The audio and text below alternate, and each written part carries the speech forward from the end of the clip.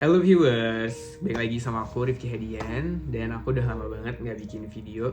Jadi untuk kesempatan kali ini aku mau bikin video tentang peluang masuk UI di tahun 2023. Jadi peluangnya itu tinggal dua, yaitu melalui PPKB atau SIMAK. Untuk PPKB sendiri itu juga dibagi menjadi tiga. Ada PPKB reguler, non-reguler, dan vokasi.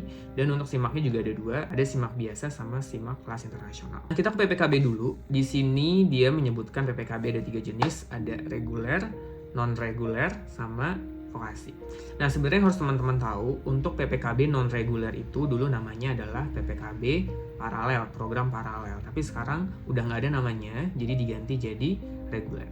Nah, masalahnya adalah ini cukup gemes ya. Kenapa cukup gemes? Karena dia nggak ngasih tahu biaya untuk PPKB non-reguler ini berapa untuk daftar biayanya. Yang dikasih tahu perbedaan antara PPKB reguler dan non-reguler adalah kalau yang reguler itu bisa menggunakan UKT, jadi nanti akan ada pengurangan biaya. Tapi kalau untuk yang non-reguler, itu dia nggak ada pengurangan UKT, jadi disesuaikan dengan SK Rektor. Nah, masalahnya kita nggak tahu nih SK Rektornya berapa kan, jadi bingung nggak sih? Ini sebenarnya berapa gitu untuk dari segi biayanya. Kalau ditanya dari segi peluang, sebenarnya untuk PPKB reguler, non-reguler, dan vokasi, dari segi kuota ya, aku lihat itu reguler itu dikit-dikit banget kuotanya.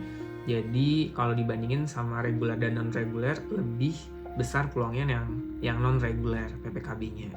Tapi kalau ditanya non-reguler sama PPKB vokasi lebih besar mana peluangnya? Menurut aku lebih besar peluangnya PPKB vokasi. Jadi urutannya dari yang paling besar sampai yang paling kecil adalah PPKB vokasi peluang paling besar, non-reguler, baru reguler. Nah, untuk PPKB ini nanti kalian disuruh buat esai, tapi kalau dari aku, Kak, esai itu penting banget nggak? Dibilang nggak penting, enggak menurut aku, tapi dibilang penting banget juga enggak. Jadi sebenarnya antara penting nggak penting sih guys. Tapi tetap harus dibuat karena siapa tahu dengan membaca esai kalian, pihak seleksinya kayak ngerasa, oh bagus nih esainya. Jadi siapa tahu esai tersebut bisa memperbesar peluang kalian untuk lulus di UI-nya. Nah, untuk SIMAK UI sama SIMAK KKI, kalau ditanya, boleh nggak ikut dua-duanya? Boleh, kita boleh ikut SIMAK UI sama SIMAK KKI-nya. Nah, untuk SIMAK itu sendiri, itu tesnya ada dua. Ada kemampuan dasar. Kemampuan dasar tuh kayak bahasa Indonesia, matematika, sama bahasa Inggris. Dan untuk IPA atau IPS-nya, ya itu bisa kalian lihat. Fisika, biologi, kimia, dan matematika IPA. Dan untuk IPS-nya, sosiologi, sejarah, geografi, sama ekonomi. Untuk dari segi peluang, menurut aku lebih besar peluangnya di SIMAK KKI, cuman biaya lebih besar ya. Jadi saran dari aku, coba kalian list jalur-jalur apa yang bisa kalian pilih untuk masuk UI, karena jalur ini yang masih tersedia.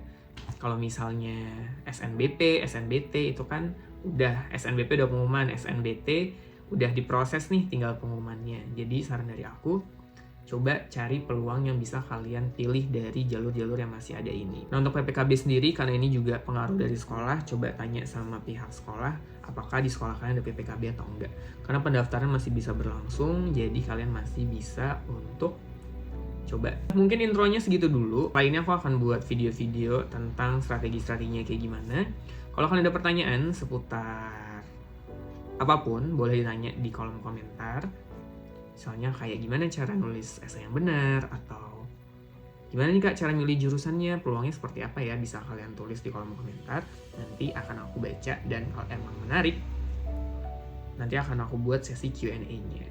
Dan untuk SIMAK sendiri, setahu aku akan secara online ya guys. Jadi siap-siap, ini adalah peluang terakhir kalian bisa masuk UI melalui jalur-jalur yang ada sekarang.